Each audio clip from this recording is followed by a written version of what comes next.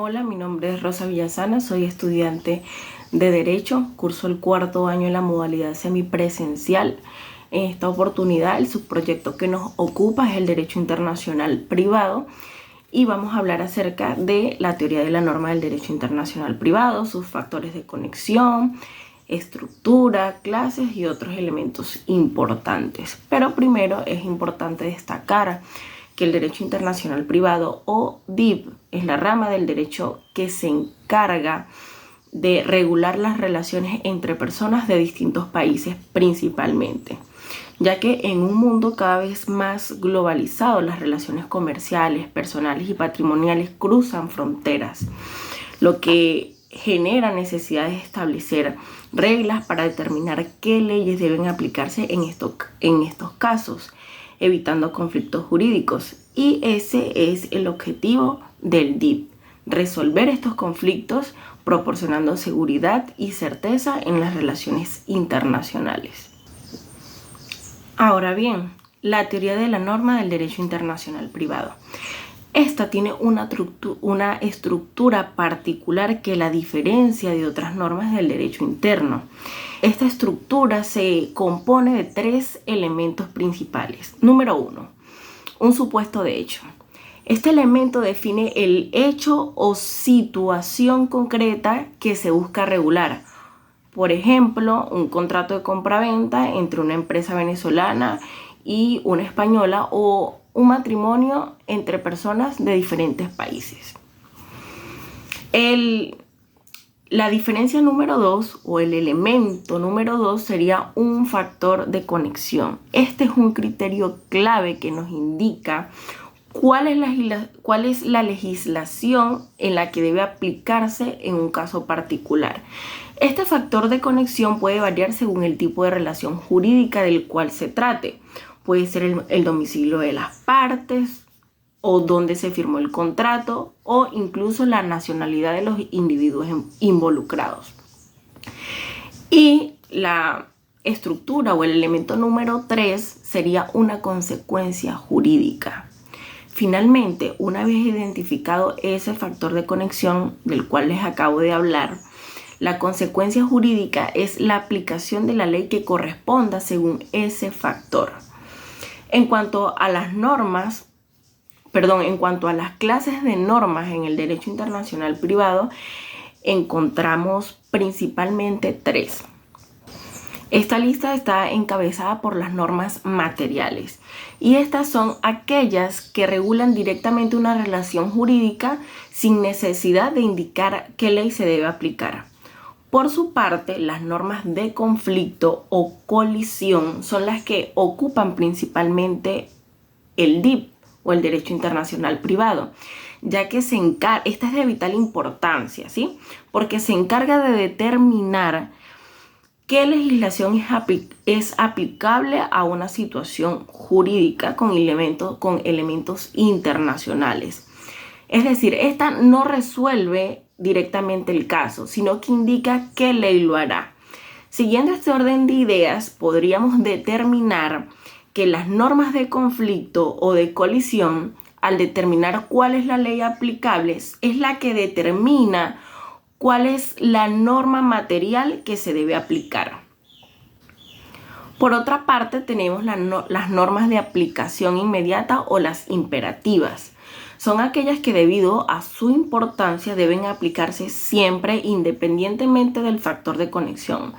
Un ejemplo serían las leyes de orden público o alguna de protección de derechos fundamentales. Ok, para tener un ejemplo claro de cómo es que se aplican estos elementos que acabo de desarrollar en práctica, supongamos que una empresa venezolana y una empresa española celebran un contrato de compraventa internacional de bienes, por supuesto. Al ser entre una empresa española y una venezolana, ya tenemos que es internacional y debe ser desarrollada o regulada por el derecho internacional privado. El supuesto de hecho sería la existencia de un contrato internacional de compraventa, ¿sí? Ya tenemos el elemento número 1 que es el supuesto de hecho. En este caso es este contrato. Para determinar para determinar qué ley aplica, buscamos un factor de conexión, que en este caso puede ser el lugar de ejecución del contrato o el domicilio de las partes. En este ejemplo, si el contrato se ejecuta en España, podríamos aplicar la ley española.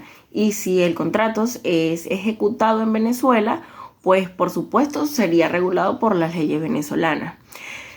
Ahora, ok, hasta aquí tenemos un supuesto de hecho y una conexión, un factor de conexión. Nos hace falta una consecuencia jurídica y esta sería la aplicación de la ley del país determinado por el factor de conexión para resolver cualquier controversia que surja en este contrato.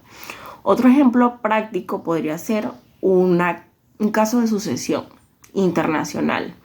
Supongamos que una persona venezolana fallece en Colombia, pero tiene bienes en ambos países. Aquí el supuesto de hecho sería el fallecimiento con bienes en diferentes jurisdicciones, ¿sí? Tendríamos aquí el supuesto de hecho. El factor de conexión puede ser la nacionalidad del fallecido, su domicilio o el lugar donde se encuentran esos bienes.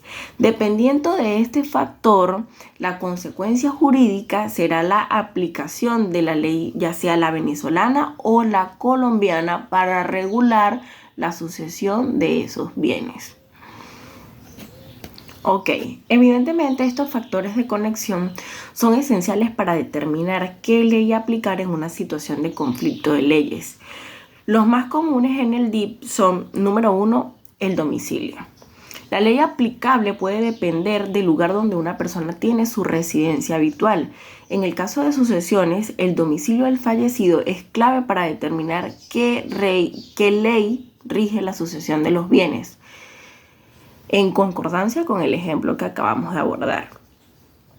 El elemento número 2, importante para determinar la conexión o el factor de conexión, sería la nacionalidad. En muchos casos la nacionalidad de una persona puede ser un factor de conexión. Por ejemplo, en situaciones de divorcio o matrimonio internacional, la nacionalidad de las partes puede determinar qué ley debe aplicarse. Otro elemento clave para determinar el factor de conexión sería el lugar de celebración de un contrato. En cuestiones contractuales es importante saber dónde se firmó el contrato para definir qué ley aplicará en caso de conflicto. Si un contrato se firma en Venezuela, en principio la ley venezolana regularía las relaciones entre las partes en dicha sociedad contractual. Aún así, es importante destacar y hacer especial énfasis en que también es importante para determinar el factor de conexión el lugar de la ejecución de un contrato, ¿sí? Si la ejecución de dicho contrato se va a llevar en otro país, la ley de ese país puede ser aplicable para resolver los conflictos que surjan en este caso. En Venezuela estos factores de conexión están establecidos principalmente, por supuesto, en la Ley de Derecho Internacional Privado.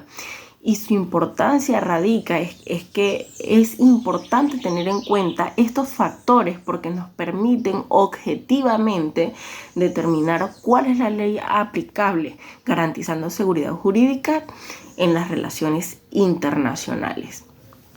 Ahora hablemos de las normas de colisión o la norma Jus Privatista Internacional. Como característica principal de la norma de colisión, es importante destacar que es una norma indirecta. Esto significa que no resuelve directamente el conflicto o la situación jurídica. En lugar de ello, se encarga de indicarnos cuál es la ley que debe aplicarse si hay un conflicto. Por ejemplo, si hay un conflicto entre una ley venezolana y una ley colombiana sobre un contrato, la norma de colisión se encargaría de determinar cuál es la ley aplicable. Es decir, no va a resolver el conflicto de fondo, sino que va a determinar cuál ley sí lo hará. Esto es lo que diferencia las normas de colisión de las normas materiales, que sí regulan directamente la situación jurídica en cuestión. Esto ha sido todo por hoy. Muchas gracias por su atención.